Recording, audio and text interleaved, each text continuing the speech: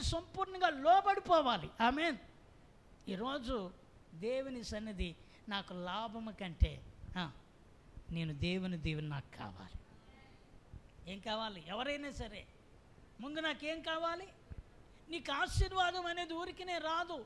విధేయతను బట్టే దేవుడు తన యొక్క ప్రజలను ఆయన ఆశీర్వదించి గొప్ప చేశాడు. స్తోత్రం. విధేయతను బట్టే దేవుడు ఇస్తాడు. నీ ఆసక్తిని బట్టి, నీ హృదయంలో దేనికి ఎక్కువ చోటు ఉందో ఆ చోటు నిన్ను నడిపించాలి. ఆమేన్. అర్థమైందా? నువ్వు దేని మీద మనసు ఎక్కువ పెట్టావో ఆ మనసే నిన్ను అక్కడికి తీసుకుని వెళ్తుంది.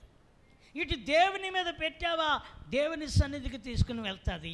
ఇక్కడ లోక సంబంధమైనగా నీ పని మీదో, నీ ప్రయాణం మీదో, నీ యొక్క బంధువర్గం మీదో, లేకపోతే నీ దేని మీద పెట్టావో, నీ మనస్సులో ఏదైతే నింపుకున్నావో ఆ నింపుకున్న దానిని బట్టే నీ గమ్యం, నీ యొక్క దిక్సూచి, నీ మార్గం కనబడుతుంది. దేనికి స్తోత్రం. హల్లెలూయ, హల్లెలూయ. కనుక ప్రభునందు ప్రియులారా, నేను ఎందుకు మాట చెప్తున్నానంటే దేవుడు అందరితో మాట్లాడతాడు. ఆమేన్. మరి మాట్లాడాలంటే ఇక్కడ అంటాడు, నా కుమారుడా, నరపుత్రుడా, నువ్వు చక్కగా నిలవబడు.